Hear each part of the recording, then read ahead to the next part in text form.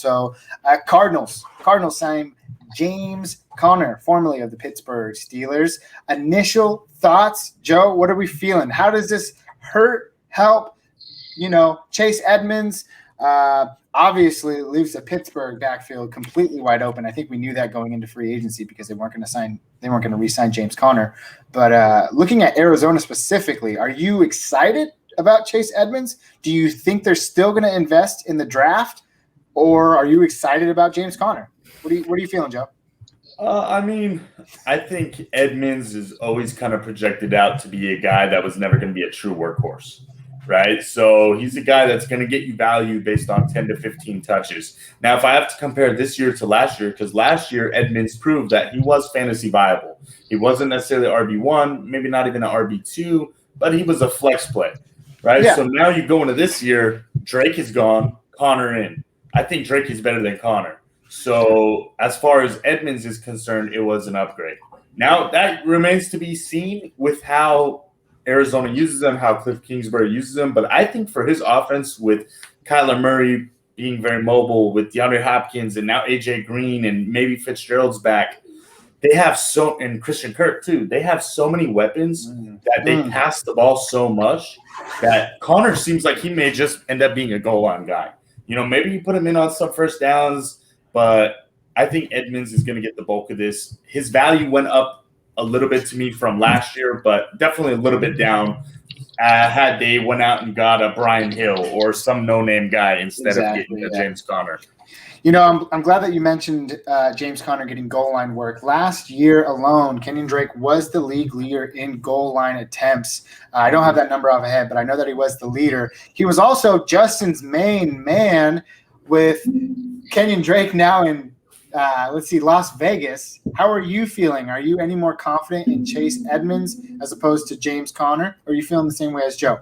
Yeah, It almost makes me as sick as you not trading me Terry McLaurin, but that's another story. The fact that we finally got to see Edmonds run and balled out, and then this signing happens is almost as gross as Josh Jacob fans must feel, because there's no upside to this aside from, I never want to say an injury, but if he's going to get injured and let Edmonds do his thing, so be it. But all I know is Edmonds is the number one handcuff for me because how highly likely Conner is to get injured throughout the year. But I'm still holding both, but more reluctantly. I don't want to really keep Conner around, but I just wish it didn't happen. But like Joey said, he's a small frame guy, so you need that extra support. Yeah, and you know what? I think we can all agree that if Arizona goes into the draft and they invest in a running back, I think we're more scared of that situation than them signing James Conner.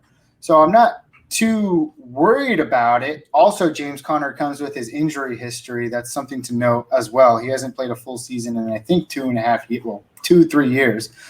Jacob, how are you feeling about it? Man, this is sad. It's so early. Like, it's not even early. It's not even time to start thinking about redraft leagues, right? And this goes to show, like, we're closely watching these things, but people who don't pay much attention, they're going to go into the year knowing that, oh, these are the Cardinals running backs going into the season. And it's just like, damn, I feel bad for those people in dynasty leagues or who traded for Chase Edmonds prior to this, were thinking he was going to be the workhorse. But I knew they were going to bring somebody in no matter what, whether it was through the draft or something like that. I would rather, if I was banking on Chase Edmonds being a fantasy asset this year, I would rather them do this than draft like Najee Harris or something like that. I would rather, because then they have to play that guy a lot. James Conner, I think he's more, he's there to kind of play the role that they wanted Drake to play, but Drake is kind of like Edmonds, where he's like a pass catcher, So I think now it's more of a better balance. Like, James Conner's probably going to do a lot of the first, second down running while Edmonds comes in on third down a lot. So I don't like it for either of them. Like, if I'm in a redraft league, I'm avoiding the situation if I can, but I would take Edmonds over him if I had to. Yeah, and I think that might be the consensus of all of us. When you're talking PPR especially, that Edmonds is going to get the passing down work. 5 or 6 passes a game, 4 or 5 passes a game. You're happy with that. You're happy if he gets 10 or 11 touches. I think James Conner gets goal line work, just kind of seeing what Drake was able to get. But, we've yet to have a full healthy season from him in the last 2 years. So, and we saw last year that when Kenyon Drake went down, Edmonds was getting 18 touches a game, also getting 4 or 5 passes. And this is a dynamic offense, like Joe said. So I think good things are coming for Chase Edmonds. I'm not too scared of James Conner. This is coming from the guy who literally just sold both of them in Dynasty.